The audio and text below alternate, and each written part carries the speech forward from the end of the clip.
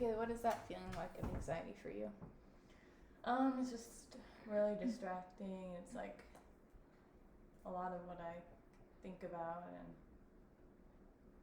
stressful. Stressful, yeah. Yeah, it sounds like a lot. It sounds like it would be stressful, and like your mom said, like it would be a lot of anxiety, and nobody really likes to feel that.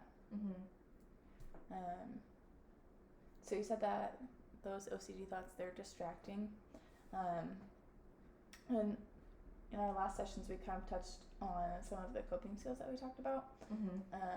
We talked about distraction techniques, and how those are beneficial for OCD because you're kind of distracting yourself from the obsessive thoughts and the compulsions and doing something different to get your mind off of that, so that you can kind of focus on something different. How has that been, trying to do that and trying to practice that this week? It's been good. It just then if I start to feel like super anxious, I'll like go on my phone or watch a TV show or YouTube video, take the dog on a walk.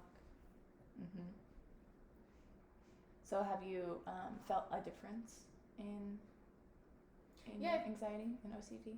I think the distraction helps a lot. So it's been something that you've seen that's been beneficial? Yeah. Do you think it's been helpful at nighttime? Because I feel like that's kind of the time that you kind of have your rituals and your thing that you do. I think it's starting to help. I think there's like still like work to do and stuff. You're taking steps and trying to make progress, but there's still some more progress to be made. Yeah. So what would you say, like what are the top couple distraction techniques that you found that work for you? I put on a show or a YouTube video, and I take the dog out on a walk. Okay. That helps. And tell me, will you rate your, like, before you do that distraction technique, what would your anxiety level be at? Maybe like an 8. Okay. And then after, what would it be at? After that distraction technique, what would you rate it at? Maybe like a 4. A 4? So that's a 4 number jump. Yeah. So what do you think about that? It's a good jump. Yeah. And do you notice the difference? Do you notice it like in your body, in your mind? Yeah, I can feel more like at ease and just like peaceful and just less anxious. Less anxious. Mom, how has it been for you when she does these distraction techniques? Have you noticed anything? Yeah, I think it's beneficial and it's encouraging to see, that she's making steps towards a better well-being, especially when she has her flare-ups. Yeah. How has it been for you, kind of in this whole process of helping her and being a support person for her? I think it's been up and down. I worry about her, especially when she's, struggling with depression and then she's having a flare-up. And so I get worried, when those have increased. But when she isn't having a flare-up, I see that she's using her coping skills less, and that's frustrating for me. So it's frustrating for you when she uses her coping skills less. Yeah, when she's not stressed at all, she'll just, kind of carry on. Right. And you're wanting her to kind of implement it in her routine so that it becomes more of a habit. Yes, yeah. Because I think that will be easier for her in the long run when she does have flare-ups. If it just kind of becomes a pattern in her life. Right. So a pattern.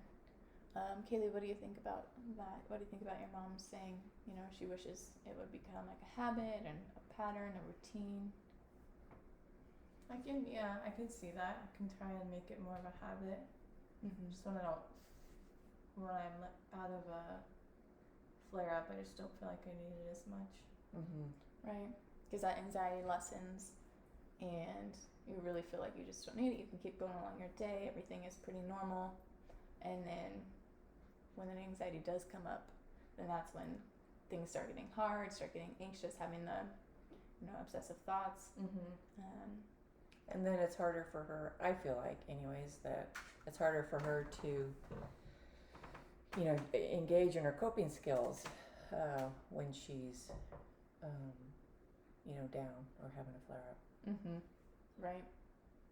I think when we are in that like anxiety or OCD brain, it is hard to kind of like let anything else in. We're just kind of in that thought bubble, thought process, and it's hard to let any other like rational thoughts come in.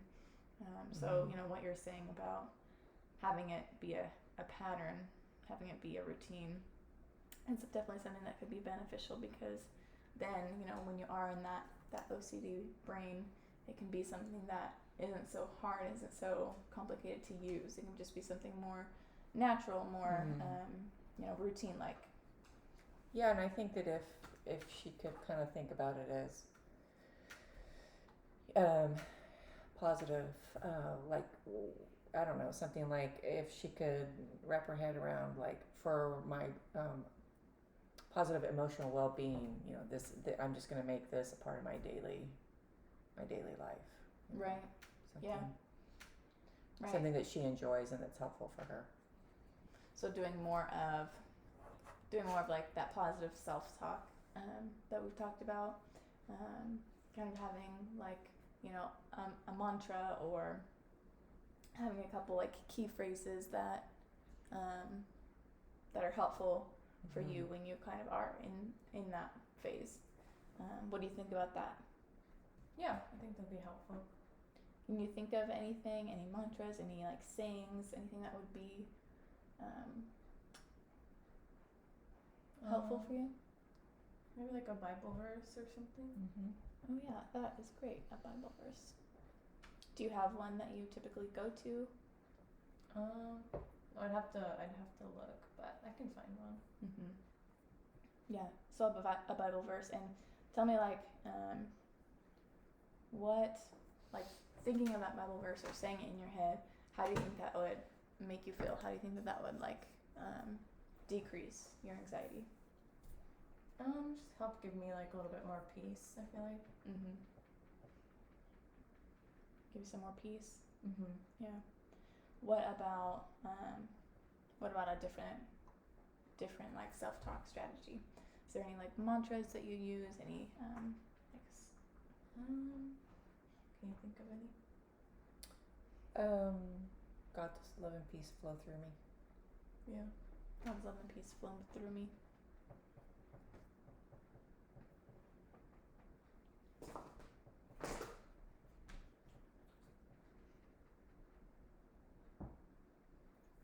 So, Kaylee, what do you think about the one your mom just mentioned? I like that one. Yeah. Do you think that, like, having her, help support you this way, is that something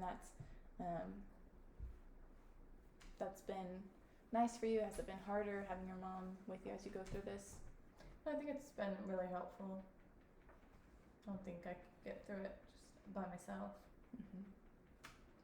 Yeah. In what ways do you see that she supports you?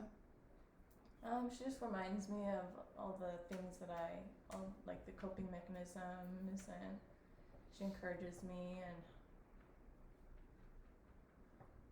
is always there to talk when I need.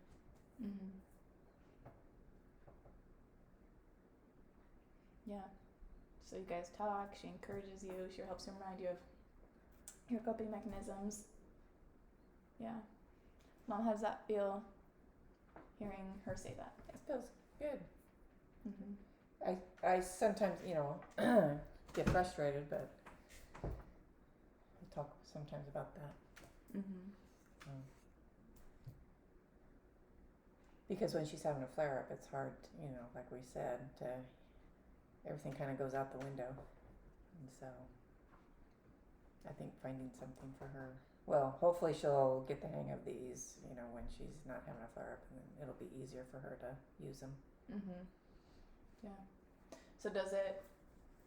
You had mentioned that it's sometimes frustrating Mm-hmm. when she is in the middle of a flare up. She doesn't use those coping skills. Mm-hmm. Yeah. Tell me about that.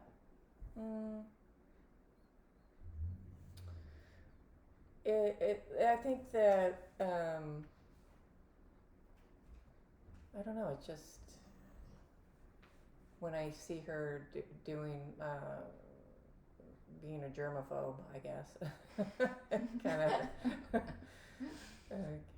I don't know. It just bugs me sometimes more so than others. It's just like relax, you know.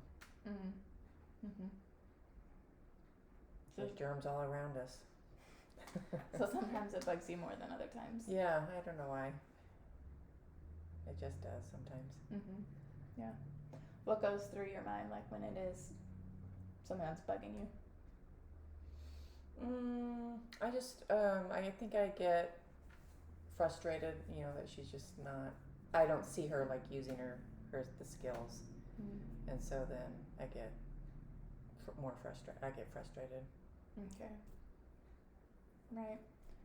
So does that self-talk, does that seem like something that is manageable for when you are kind of in that like OCD brain, something that you can kind of pull forward? Because I know that when we are in that OCD brain, it can be hard to pull those tools forward. It can be hard to kind of think clearly, think rationally. But does the self-talk, does that feel easy enough? Does that feel simple enough to pull that forward? Mhm. Yeah. So what are the two self-talk phrases that we discussed? The Bible verse and Mhm. the God's love and peace. Yeah. So the Bible verse and the God's love and peace.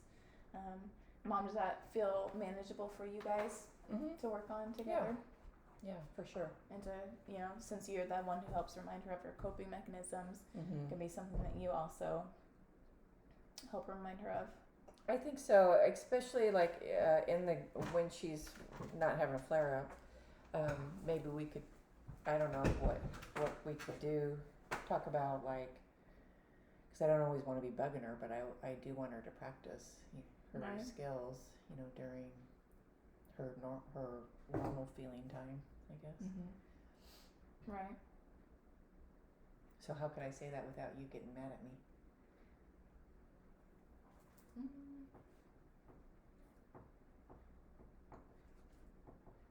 I don't know. You can just bring it up.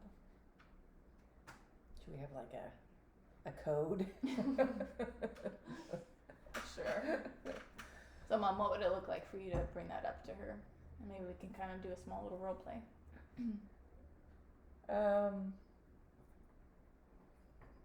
I don't know. Maybe like at the end of the day, I think that's kind of when she, you know, kind of does her rituals. So maybe towards the end of when she's getting ready for bed, I can say something. I can say something without you getting upset with me. Yeah. And how do you think that you would take that, Kaylee? I think I'd be okay if we've got like a code word and I know she's doing it to help me. Yeah. So kind of reminding yourself that she's doing it to help you. We could do the code word, Purdy.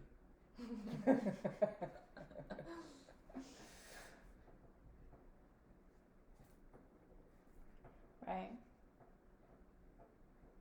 Because sometimes we don't really want to practice these skills that we learn, but then when your mom is able to kind of help support you and remind you that, you know, she's doing it to help you, then that feels better. Is that kind of what I'm getting from you?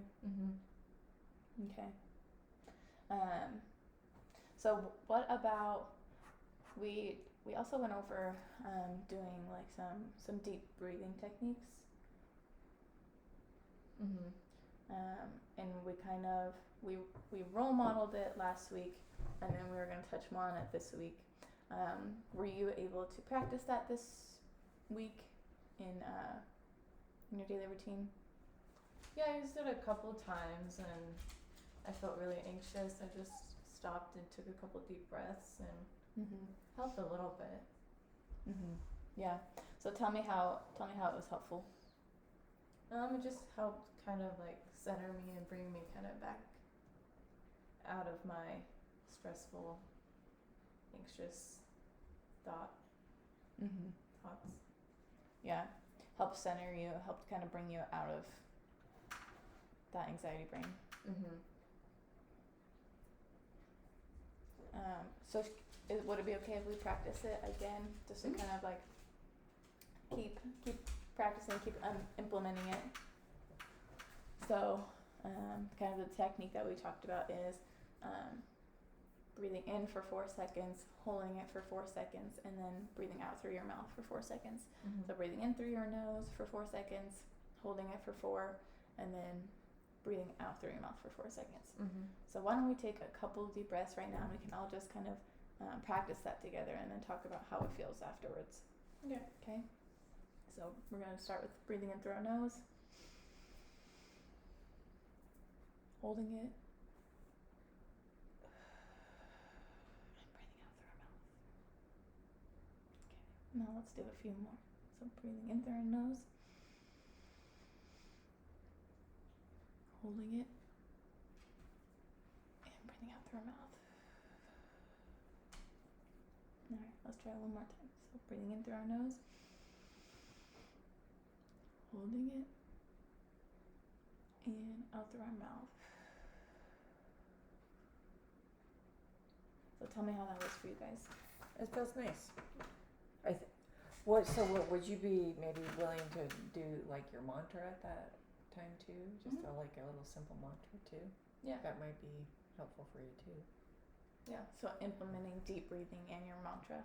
Mm-hmm. So like your Bible verse that you were talking about, kind of doing both of those together. Mm-hmm. Just because I know though when she's doing her deep breathing, her little obsessive thoughts might be. Your brain can kind of keep going Mhm. with the thoughts. So it's working on distracting yourself while also doing those deep breathing. Mm-hmm. So, for example, like doing deep breathing and saying to yourself, God's love and peace flows through me. So, kind of implementing both of those so that your mind is distracted from those anxious OCD thoughts, and it can be something that you implement and that's helpful for you. Mm-hmm. What do you think about that? Yeah, I think doing 2 things to help would be. Would that be better for you than just doing the deep breathing? Yeah. It's more helpful than one thing, I guess. Mm-hmm. 2 Or would things. it be too much, do you think? No, I don't think so.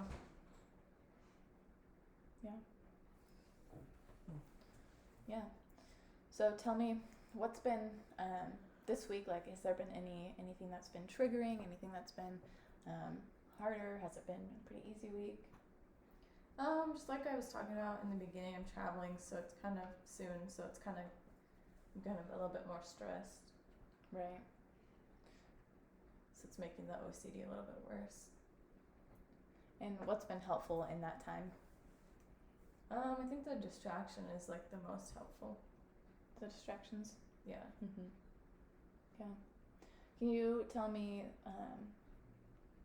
like, what would it look like for you to go through your night just not doing any routines? How do you think that would feel for you?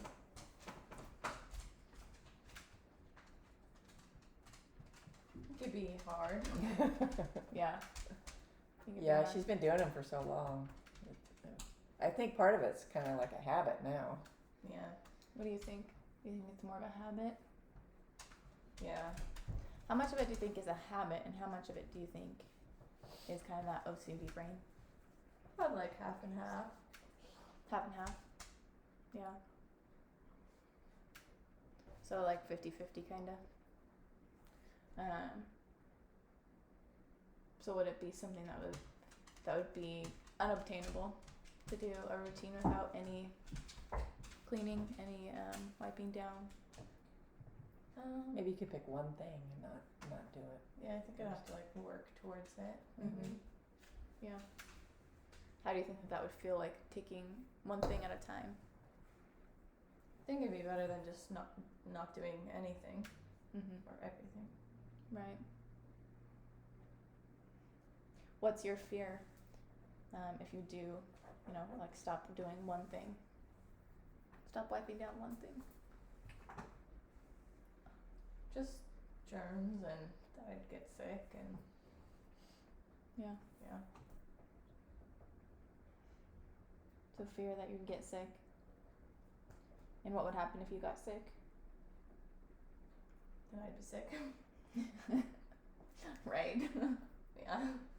I don't want to be sick. What's the worst part about being sick for you? Throwing up. Not feeling good. Throwing up.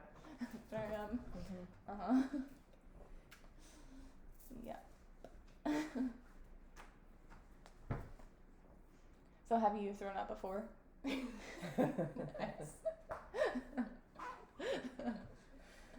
And what's the hardest part about that for you? Just not feeling good. Right.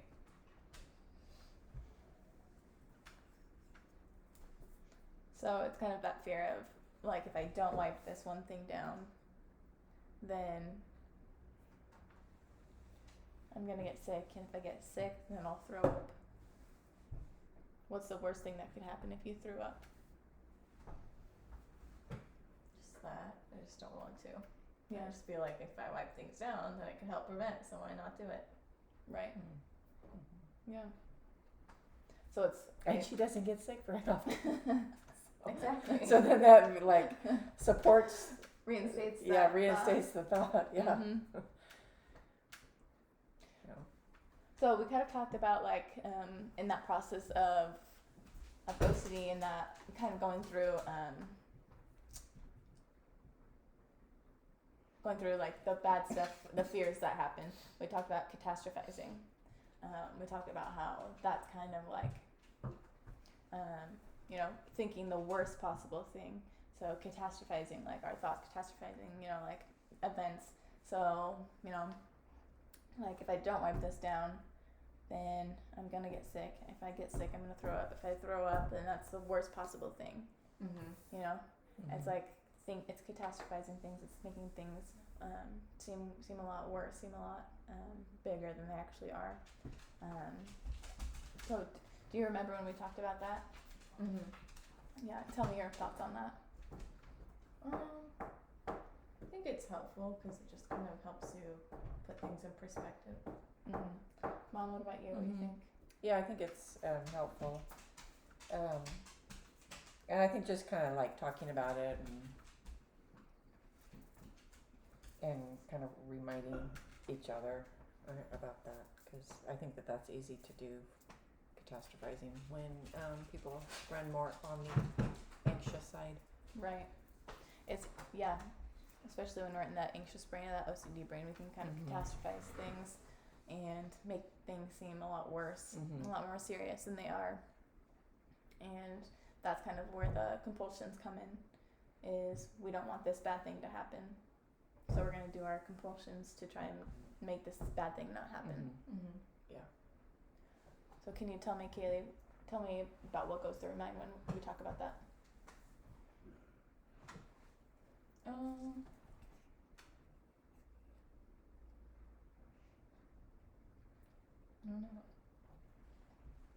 Just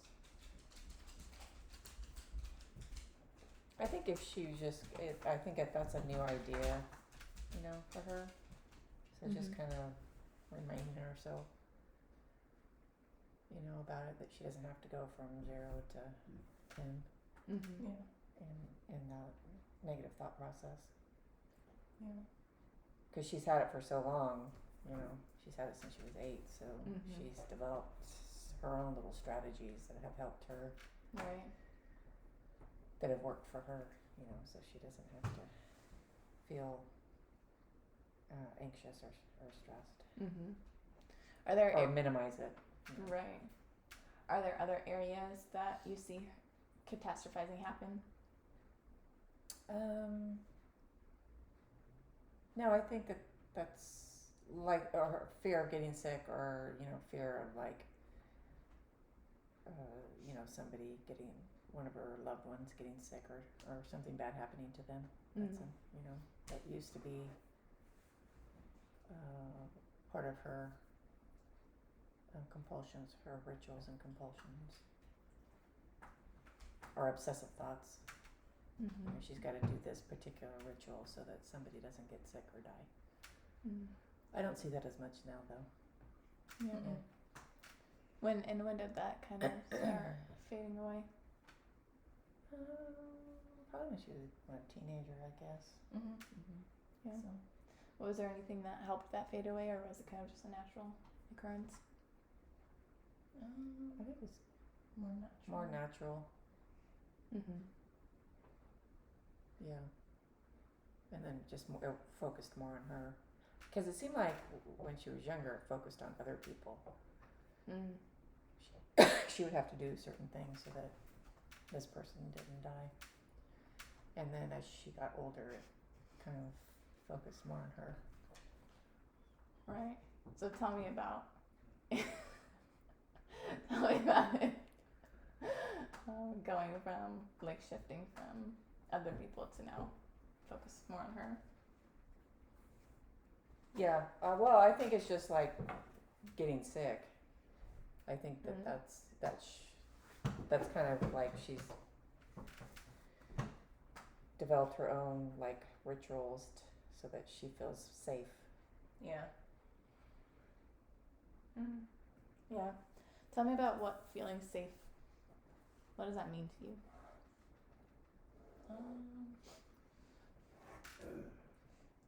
It's like feeling clean and feeling like everything's like in order, I guess. Right. Because you mentioned your room being like your safe zone. So you've brought that up, a couple times. Just being like feeling safe. Yeah. I think she's a lot better in that area. When she was a teenager, nobody was allowed in her room. So I think that she's grown a lot in that area. Yeah. Was there anything that helped you kind of overcome that? Me. So mom helped. Yes. Yeah. How did you help? How did you help support her in that? Coping mechanisms. Yeah, coping mechanism and desensitizing her, and just like going in her room and I'm gonna sit on your bed, and she'd say, no, I don't want you sitting on my bed because you're dirty, or whatever. So I would sit on her bed and talk to her about it, and she'd be okay. So kind of that process of desensitizing. Yeah. So getting her used to the things that you were doing, kind of trying to like slowly take her out and expose her to the things that she was worried or stressed about. Well, bringing other things in, I think, to her room, because it wasn't so much out here. Right. It was her room. Right. And how long was that process? Oh gosh, I don't know. It's a while. A couple years. Yeah. How old? Do you remember how old you were? 18, 19. Was it? Yeah. So tell me more about the desensitizing from your view. I think it was helpful because I just had to get over it. Just had no choice. Right. And she was okay. We got sick and died. She didn't get sick. Yeah. What was that like, kind of having that fear of like this thing is going to happen if somebody comes into my room, somebody sits on my bed, and then having it happen and it being a good outcome, nothing bad happening? I mean, it was good to see just because it's like the fears didn't come true. Yeah. So the fears didn't come true. Do you think that a lot of what you fear, do you think that could come true? Yeah. Yeah. Tell me about that. I mean, I think I could get sick, other people could get sick, people die. Yeah. What do you think? Well, I mean, people get sick every day and they recover, and so I don't know. I think if she could kind of like think more about that rather than people get sick and die, Mm-hmm. So maybe kind of, that might help her. yeah. So kind of changing your thinking, Mhm. kind of like what we were talking about with catastrophizing, Mm-hmm. like changing your thinking from like 0 to 10, and kind of changing it so it's more neutral or more positive. Mm-hmm. Yeah. So So even neutral would be good. I mean, Yeah. What would be a more neutral thought in this thought process? Just that you could get sick and everything would be okay. Mm-hmm. Right. So if I do get sick, I'll be okay. Mm-hmm. And what are the things that like if you do get sick, what are the positive things that you have in your life to help you? Like you have mom. What else do you have? And my sister, my dad, my friends, my dog. Mm-hmm. Yeah. Medicine. Yes. Modern medicine. Doctors, hospitals. Mm-hmm.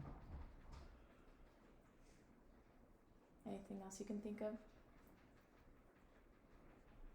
Your faith. Yeah. Well, that's a good one. Faith. Yeah. Anything else? Those are good. Yeah. Mm-hmm. Yeah. Yeah, those are good to reflect on. Mhm. So you have your mom, your sister, your dad, your dogs. You have modern medicine. You have a hospital, doctors. You have your faith. Mhm. How does it feel, like me saying all those out loud and kind of reflecting on them, like your mom said? Feels good. I just need to remember, think about them. Mm-hmm. Right? Because when we are in that OCD brain, like I said, it's like nothing else can kind of get through, nothing else can penetrate when we're in that thought process, when we're in that kind of like spiral. Mhm. So it's kind of trying to have those tools come in to break open that seal so that we can use those coping tools, so we can kind of think more rationally, more clearly. Mhm. Mm-hmm. Yeah, I think that sounds good. Again, it's just like getting her to remember and to do the things, do these skills when she's fine. That's because then, like you just said, when you're in that bubble or that flare up, it's hard to remember Mhm. things. Right. So do you think that anything would be helpful in like implementing it into your routine? Yeah, I think we could implement it. I'm not sure how.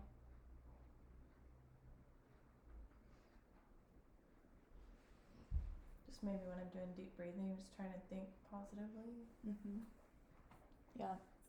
So while you're doing your deep breathing, do you do deep breathing like in the morning, in the afternoon, at night? When do you usually practice that?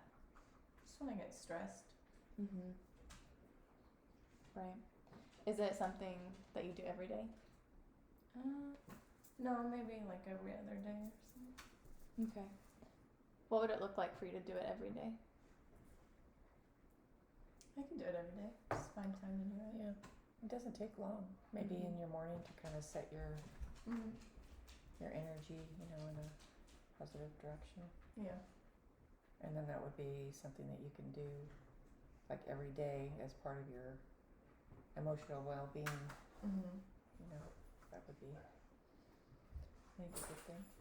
What would your morning routine look like if you were to implement deep breathing into it? Just maybe when I wake up, before getting up, just do some deep breathing in bed. And what would that positive thinking, what would that look like? What would you be saying or thinking to yourself? Just my mantras and just trying to remember that trying to be neutral about my thinking and not go out of the catastrophize and Mm-hmm. go the worst possible scenario. Right. Things. Yeah. Mm-hmm. So, like, if you are practicing deep breathing, doing things like, so doing like that positive or neutral thinking, like you were saying, and maybe trying to reflect on, like, if I do get sick, these are the things that I have. These are my resources. You know, I have modern medicine, I have hospitals, I have my family, I have my faith. Mm-hmm. So those are the things that, those are the beneficial things, those are the resources that you have.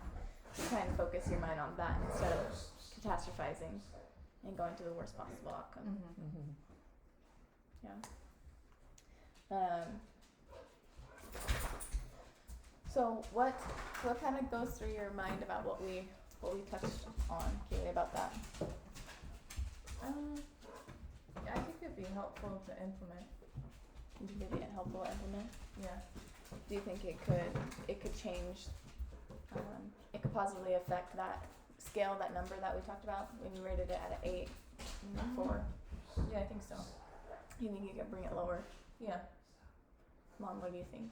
Mm-hmm. Oh, I think I know she can bring it lower. I mean, it's just just takes being diligent. I think in incorporating those into your daily routine. You know, and so that's the work right there. Mm-hmm. Yeah. Yeah. I mean, when I just think about exercising, I know it's good for me, and sometimes I do, and sometimes I don't.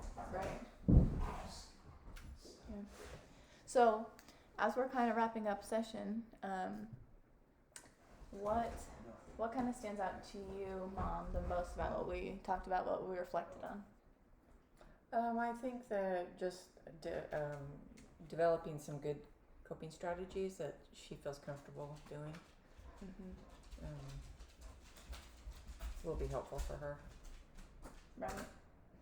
And I think kind of nailing down a time, when to use them is helpful. Right. So kind of going through and thinking of like, this is her morning routine, this is when she's Mhm. going to do it, and then this is what that will look like. Yeah. And then I think I was talking about a code, if I can say the code in the evening. Mm-hmm. Yeah, to help kind of bring up. Reminder, yeah, Yeah. did she do everything she needs to do? Yeah. Kaylee, what stands out to you the most about what we talked about, what we reflected on? I think just the couple techniques that are really helpful, and just making sure to implement them to bring the number down. Mm-hmm. Yeah.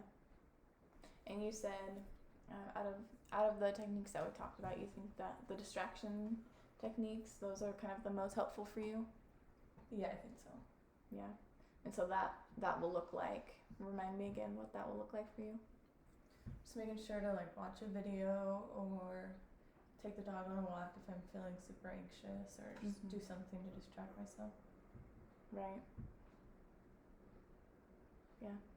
So watching a show, taking the dog on a walk, doing something to kind of take your mind off of what you're thinking, what you're ruminating about. Mm-hmm. Yeah. Yeah. What stands out to me is just kind of talking about the catastrophizing and, going over that, kind of doing some psychoeducation on that, and just kind of going over that thinking process and kind of what that looks like, and kind of how to make that to be more neutral or more positive, to help in that process of Mhm. that OCD thinking, that anxious thinking. Mm-hmm. Yeah. So what's one thing that you guys will take away from our session today? I think just trying to get more neutral in my thinking and not catastrophizing as much. Mm-hmm. Mm-hmm. Yeah, I think that would be helpful.